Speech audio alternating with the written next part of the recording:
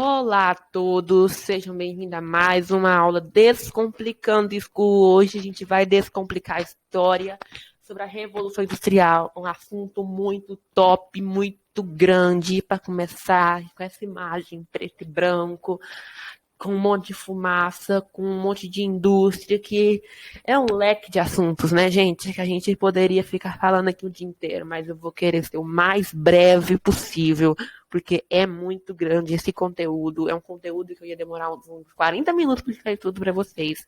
Então, vamos lá, porque hoje a gente vai falar sobre as características, as causas, as invenções, as mobilizações e as consequências da Revolução Industrial. E para começar, vamos começar com uma frase de Marshall McLuhan, que é: os homens inventam as máquinas reinventam os homens. Ok? Então, essa frase aí do Marshall McLuhan, tá? Vamos ao conteúdo então, né? As características da Revolução Industrial. A Revolução Industrial, gente, ele foi um período de intensivo desenvolvimento tecnológico, né? Que marcou o desenvolvimento, que marcou o início da tecnologia, né? Que teve início na Inglaterra a partir da metade do século XVIII, ok? Segunda metade do século XVIII. Então, eu quero que vocês saibam que várias fontes, vários sites vão dar uma data diferente, porque é muito tempo atrás, né? Então, assim, tem vários historiadores que afirmam que foi no século XVII, tem gente que fala que foi no século XIX, tem gente que fala que foi no começo do século XVIII, outro foi no final, outro no meio, mas foi no século XVIII, tá, gente? Tem várias divergências contra, né, esse assunto. E a Revolução Industrial, ela se espalhou pelo mundo inteiro, gente. E assim, chegou no mundo inteiro e foi a partir dali, né, no século XVIII, a partir dali que hoje a gente pode, eu tô gravando esse vídeo para vocês.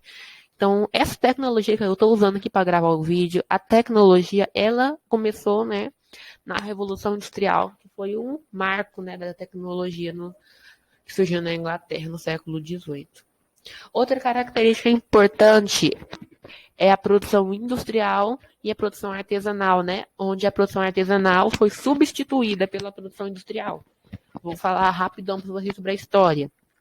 No começo, antes da Revolução, antes, né, desde muito tempo atrás, várias pessoas, principalmente mulheres, né?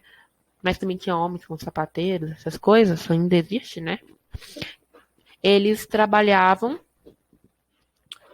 a maioria, né, quase, acho que todo mundo que fabricava roupa, essas coisas, eles trabalhavam de sua casa, né, eles lá obtinham matéria-prima e de sua casa mesmo, ele já fazia o produto, ele tinha o controle de todas as fases da produção e ele vendia direto para o consumidor. Então, no modo de artesanato, a pessoa ela vende, ela tem o domínio de todas as fases, desde adquirir, né, a matéria-prima até vender para o consumidor. O artesão tinha controle sobre todas essas etapas. Então, ele produzia tudo de sua casa, de maneira fragmentada, nos seus limites, nas suas condições de tempo. Posteriormente, né, esses artesãos se concentraram em um lugar chamado manufatura, né? E nesse lugar tinha a divisão de trabalhos, porém era tudo à mão também. Era tudo à mão, só que talvez a pessoa que fazia não tinha o contato direto com o consumidor. Então as manufaturas eram o aglomerado de artesãos que fabricavam o produto à mão, só que num local específico. Mais para frente, lá, né, no século XVIII, XIX, começou a produção industrial, que temos até hoje, né, muito influenciada. A gente ainda tem a produção artesanal, a gente tem ainda a produção, as manufaturas, né, que são as confecções, essas outras coisas, mas a produção industrial marcou, né, e tem até hoje, né, que tem gente a reprodução industrial que teve início com a máquina a vapor, que nós vamos falar mais para frente, e, né, também trouxe um novo processo, né, um novo modo de produção, que foi a linha de produção, onde várias pessoas fazem o mesmo processo. Só que nessa fase é importante a gente falar que a pessoa, o artesão, não é mais artesão, né? A pessoa que fabrica o produto, ela não tem contato direto com o consumidor, ela faz o produto. Aí outra pessoa, por exemplo, sapateiro, um corta o tecido, a matéria-prima, o outro cola, o outro costura, o outro dá acabamento e o outro vende em um local específico. Então esse aí é o processo industrial que substituiu o processo artesanal. Mas não significa que o processo artesanal está extinto, tá, gente? Muito importante falar isso. Vamos lá agora, né? Vou deixar aqui essa imagenzinha aqui, que é né, uma relação entre artesanato e indústria. Aqui, na indústria estou mostrando aqui, né, máquinas e linha de produção. O artesanato aqui é um sapateiro, fabricando um sapato, né, à mão. E depois vocês pensam aí, né? As causas da Revolução Industrial. Qual foi o motivo disso acontecer? Principalmente foi pelo capital disponível, porque a Inglaterra ela tinha muito acúmulo de capital com o cercamento de terra, com a pirataria, com o mercado consumidor interno e externo, e isso fez com que financiassem todo o progresso técnico. Ok? Outra causa importante foi a estabilidade política, né? Que se deu pela Revolução Gloriosa em 1688, que fez com que a burguesia tornasse maioria no parlamento inglês. E com a burguesia no parlamento inglês, eles criaram novas leis que favorecessem a eles, né? E com isso ficou ainda mais fácil deles implementar a máquina, né? Nas suas indústrias para eles obterem mais lucros. Outra causa importante também foi a mão de obra, porque porque com o cercamento de terra, né, a lei do cercamento em 1761, uma população rural se dirigiu para as cidades e viu como obrigatoriedade trabalharem nas indústrias, né, na zona urbana. Então, ele teve que se empregar nas fábricas, né, que surgiram lá. Porém, lá eles não tinham uma boa condição de trabalho, altas cargas horárias, salários baixos, né? Então, isso ainda trouxe vários problemas de saúde, várias consequências que a gente vai poder citar mais para frente. Outra causa importante também, outra coisa que influenciou na Revolução Industrial acontecendo na Inglaterra, foi as colônias, né, da África, do Caribe e da Ásia. Que essas colônias garantiam todo o fornecimento, né, uma grande parte do fornecimento da matéria-prima e do mercado consumidor. Então, esses foram os 4 principais motivos, né, da Revolução Industrial. E vocês podem rever, né, copiar aí. Eu vou ver se eu consigo deixar esse PDF no link aí embaixo na descrição, tá? Algumas invenções que foram importantes, né, para a Revolução Industrial foi a máquina de fiar, que era construída de madeira, usado no meio rural e doméstico. O motor a vapor. Gente, o motor a vapor, ele foi assim, o símbolo da primeira Revolução Industrial, né? Porque o motor a vapor, ele foi aplicado nas fábricas de têxtil, na fabricação de roupa, e principalmente no transporte, né? Isso abriu caminho para a locomotiva e os trens, né? Temos que levar em consideração que o transporte terrestre naquela época, o transporte terrestre naquela época era muito difícil e muito complicado, gente. Porque tinha que ser daqueles negócios lá. Esqueci, aquele negócio de filme, né? Tinha que ser a cavalo. Então, assim, era muito difícil. E como motor a vapor, eles conseguiram, né, a locomotiva a vapor. E com isso, foi, assim, muito importante mesmo para os meios de transporte, né? Porque antes era muito comum o transporte fluvial, né? E não tinha transporte aéreo, não. Então, isso foi muito bom, porque o transporte terrestre era muito caro, né, gente? Outro também importante foi o tear mecânico, né? Que foi operado por mão de obra, que era operado por mão de obra não especializada. Então, não precisava ser especialista em fabricar roupa, né? Isso foi uma grande característica, né, que eram os operários, que eles não tinha, né, aquela especialidade em fabricar roupa, mas eles conseguiam fazer mesmo assim. Isso foi uma grande característica, né, dos operários. Agora, a mobilização operária. Com o surgimento das grandes indústrias, de muitas indústrias, conseguiu empregar mais pessoas, que eram os operários, né?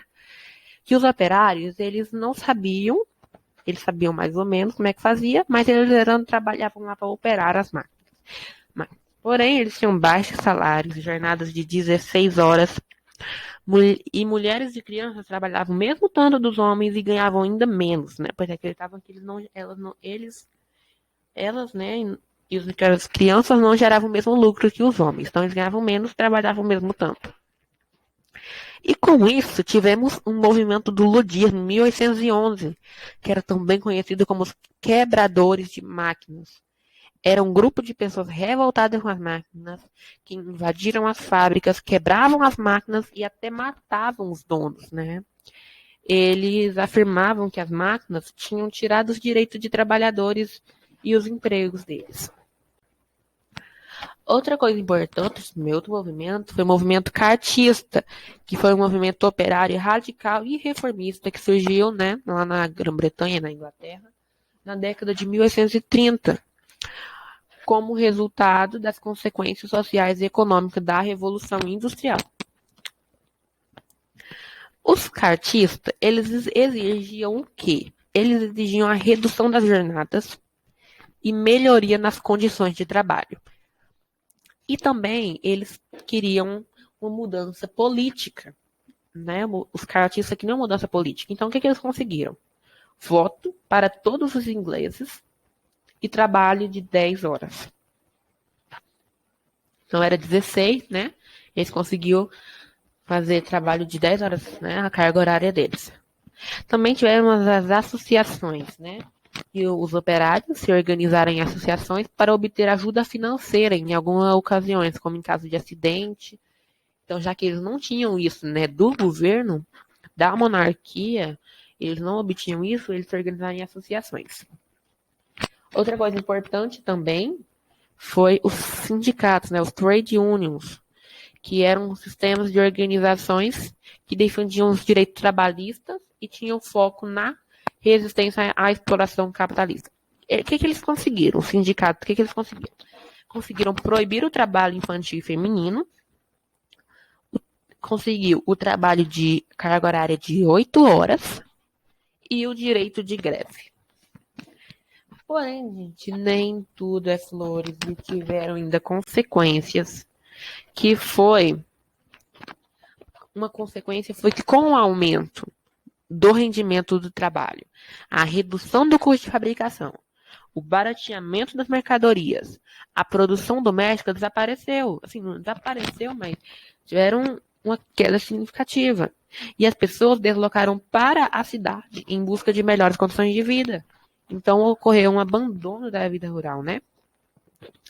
Outra consequência foi que a renda se concentrou nos donos das indústrias.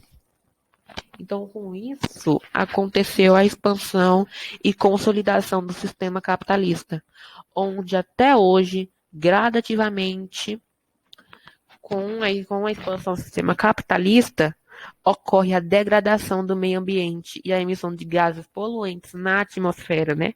Porque o ser humano, ele sempre quer mais e mais, e com isso ele vai acabar degradando o meio ambiente. Outra consequência foi a divisão da população em duas classes sociais, né? Devido à renda se concentrar nos donos das indústrias, que podemos chamar de burgueses, que foi essa divisão da população em duas classes, os burgueses e os operários. Os burgueses, eles tinham mais direito que os operários, que representavam a parte pobre da população. Né? Eu não vou falar quais eram, porque senão o vídeo vai estar 30 minutos, 40 minutos, né? Mas vocês têm que saber que tiveram essa divisão social.